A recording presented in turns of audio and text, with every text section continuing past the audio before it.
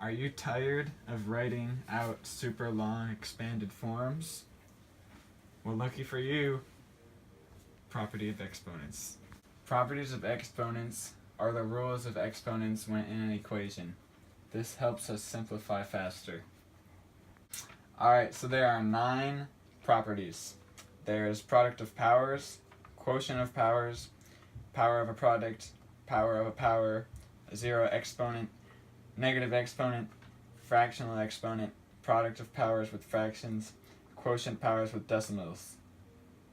Alright, first up, we got product of powers, which is used when multiplying exponents with the equal base. And the rule would be a to the m times a to the n is a to the m plus n, because you just add the exponents together.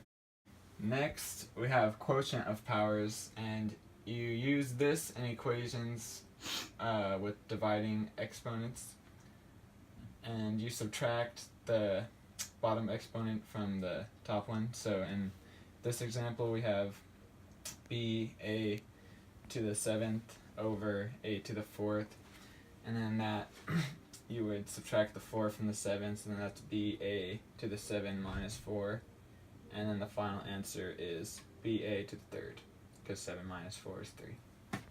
Power of a product is used when the exponent is on the outside of the set of parentheses in an equation.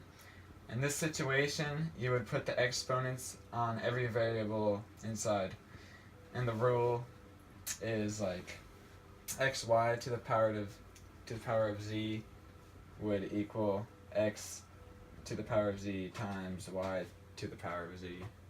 Alright, so an example of power of a product is 3 times c times x in parentheses to the 2nd power, and then you distribute the exponent to all the variables in the parentheses, and then it becomes 3 to the 2nd power, c to the 2nd power, and x to the 2nd power. And then you can only change the 3, and 3 times 3 is 9, and then it becomes 9 times c to the 2nd power times x to the 2nd power. Power of power is used when there is an exponent in parentheses with another exponent on the outside. For this, you multiply the exponents, and the rule would be like a to the m in parentheses, and then all that is to the n, and that would equal a to the m times n power. An example of power is 2x to the 2nd and y to the 3rd in parentheses, and then all that is to the 2nd power. And then, second step, you take the 2 squared, which becomes 4, then the x squared times 2, which becomes x to the 2 times 2 power, then y to the 3rd, which becomes y to the 2 times 3 power, and that all transfers down to 4x to the 4th and y to the 6th. Alright, starting with 0 exponents, they will always equal 1. So an example of that would be 17 to the 0 is just 1. It's not 17.